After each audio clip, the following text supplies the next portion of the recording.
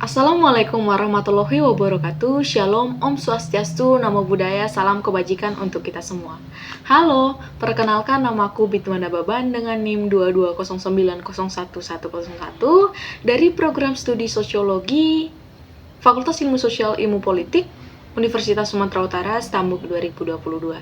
Nah, pada kesempatan ini saya akan mempresentasikan hasil daripada tugas individu mata kuliah Sosiologi Pembangunan oleh dosen pengampu Bapak Rahman Mali SO Semsos. Judul daripada materi saya kali ini adalah analisis studi kasus antara Indonesia dan Malaysia dalam bidang ketenagakerjaan melalui pendekatan teori dependensi. Nah, teman-teman, jika membahas mengenai ketenagakerjaan atau hubungan di antara satu negara dengan negara yang lain, pasti sangat erat kaitannya dengan masyarakat secara individu maupun berkelompok. Nah, sebenarnya apa sih itu ketenagakerjaan dan hubungan antara Indonesia dan Malaysia dalam bidang ketenagakerjaan itu apa sih? Nah, baiklah teman-teman, kita akan membahas hubungan kedua hal tersebut. Tenaga kerjaan itu merupakan segala sesuatu hal yang berhubungan dengan tenaga kerja, baik sebelum, selama, dan setelah proses hubungan kerja. Nah, seperti yang kita ketahui, di Indonesia maupun di negara-negara lain itu memiliki kelebihan dan kekurangan masing-masing. Nah, membahas mengenai kelebihan dan kekurangan, kelebihan negara kita, Negara Kesatuan Republik Indonesia adalah memiliki kekayaan sumber daya alam dan sumber daya manusia. Namun, membahas kelemahan atau kekurangan dari Indonesia adalah sesuatu hal yang harus kita tuntaskan untuk mencapai negara Indonesia disebut sebagai negara maju. Seperti yang kita ketahui juga, sekarang posisi Indonesia itu berada di negara berkembang. Mengapa Indonesia masih saja berada di negara berkembang dan sulit untuk menjadi negara maju? Membahas mengenai Indonesia yang masih saja berada di posisi negara berkembang, sementara memiliki sumber daya alam dan sumber daya manusia yang sangat banyak dan kaya akan hal tersebut. Namun, menjadi negara maju tidak dinilai dari bagaimana sumber daya alam atau sumber daya manusianya. Bukan hanya hal tersebut, teman-teman. Namun, melihat bagaimana kondisi sosial, budaya, ekonomi, teknologi yang ada pada negara tersebut. Jadi, di Indonesia seperti yang kita ketahui, banyak sekali konflik-konflik yang terjadi. Namun titik fokus atau fokus utama yang saya bahas dalam materi ini adalah kepada sumber daya manusianya. Indonesia saat ini berada di posisi yang dapat dikatakan baik atau bagus dalam segi pembangunan infrastruktur. Namun, jika kita pelajari kembali, apakah pembangunan itu hanya difokuskan pada infrastruktur saja? Atau hanya infrastruktur sajakah yang harus dibangun? Bagaimana dengan kondisi sumber daya manusianya? Bagaimana dengan kualitas mereka? Bagaimana dengan generasi-generasi yang dikatakan sebagai generasi-generasi milenial, generasi-generasi Z yang akan membawa perubahan pada negeri ini? Nah, pada pembangunan sumber daya manusia, jika makin hari makin menurun, maka banyak sekali impact-impact yang akan terjadi. Salah satunya adalah pengangguran. Jadi, di posisi saat ini, Indonesia berada di nomor 2 dari Asia Tenggara kasus pengangguran terbesar. Kenapa kasus pengangguran itu terjadi? Itu karena memang pemerintah terlalu fokus kepada pembangunan infrastruktur tanpa melihat bagaimana kondisi sumber daya manusianya, kualitas apa yang mau mereka berikan, atau sarana dan prasarana apa yang harus diperhatikan oleh pemerintah dalam membantu sumber daya manusia untuk meningkatkan kualitas atau potensi dirinya masing-masing.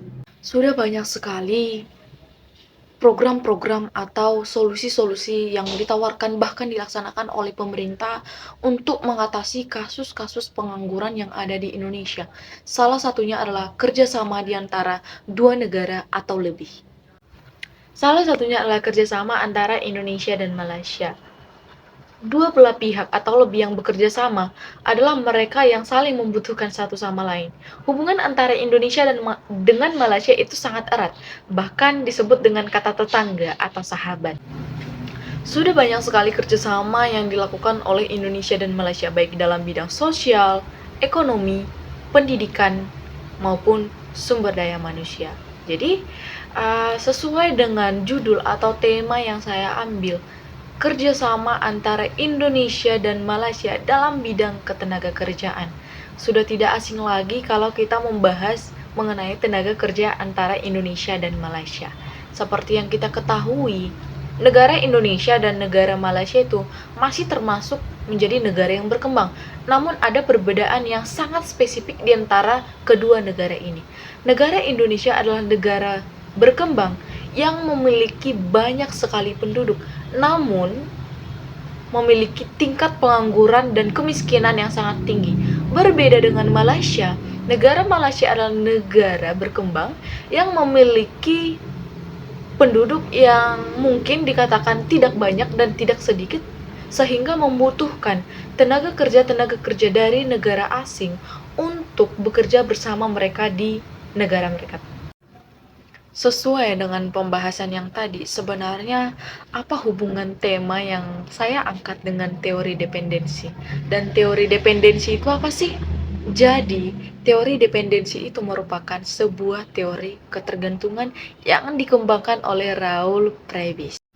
Jadi, teori dependensi itu lahir karena ketidakmampuan teori modernisasi untuk mengembangkan ekonomi negara-negara terpinggirkan atau negara-negara yang terbelakang, atau bisa kita sebut sebagai negara-negara yang belum berkembang. Jadi, teori dependensi itu merupakan suatu keadaan di mana kehidupan sebuah negara dipengaruhi oleh perkembangan dan ekspansi negara-negara lain, dan negara-negara tertentu ini hanya berperan sebagai penerima akibat saja. Maksudnya di sini adalah di mana satu negara membutuhkan negara lain, sehingga adanya ketergantungan di antara dua negara tersebut. Jadi menurut Raoul Prebisch, teori dependensi ini lebih menitik beratkan pada persoalan keterbelakangan dan pembangunan negara-negara pinggiran. Jadi masih banyak sekali negara-negara pinggiran atau negara-negara yang tertinggal di dunia ini. Mereka tertinggal terutama dari segi teknologi. Nah, sesuai dengan pembahasan yang tadi, sebenarnya apa sih korelasi antara hubungan kerjasama Indonesia dan Malaysia dengan teori dependensi? Jadi, teori dependensi itu lahir karena melihat keterbelakangan dari satu pihak atau ketertinggalan dari suatu negara. Jadi, Indonesia itu merupakan sebuah negara berkembang di mana penduduk-penduduk Indonesia itu masih banyak yang tertinggal sehingga menimbulkan yang namanya pengangguran. Dan itu merupakan salah satu alasan mengapa sampai saat ini negara Indonesia belum bisa disebut atau dinobatkan sebagai negara yang sudah maju. Maka dengan itulah, dan untuk mengatasi hal tersebutlah, Indonesia membutuhkan negara lain untuk diajak bekerja sama, salah satunya tadi adalah Malaysia.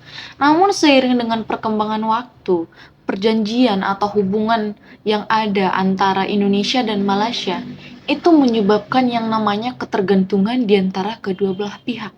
Memang mereka bekerja sama karena membutuhkan satu sama lain. Namun karena proses saling membutuhkan itu menimbulkan yang namanya ketergantungan.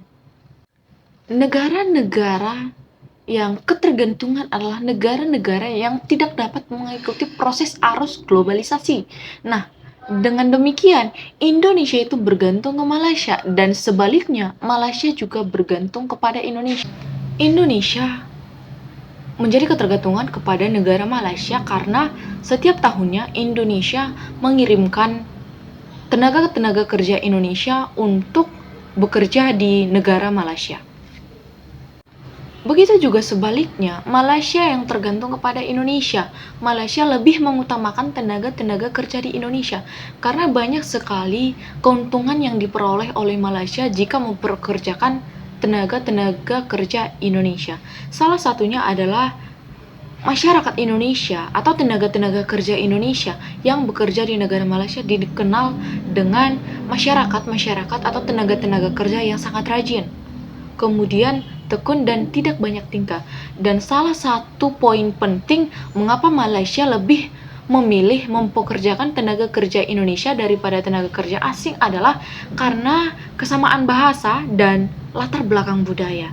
Kemudian tenaga kerja Indonesia itu konon katanya dapat dipekerjakan secara ilegal maupun legal.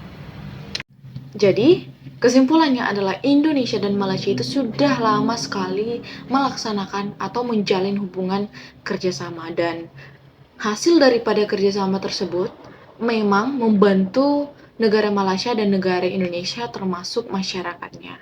Meskipun pada akhirnya Indonesia atau masyarakat Indonesia akan bergantung kepada negara Malaysia dan begitu juga sebaliknya. Baiklah, demikianlah presentasi dari saya. Mohon maaf apabila ada kata-kata atau penyampaian yang kurang berkenan terhadap teman-teman semua.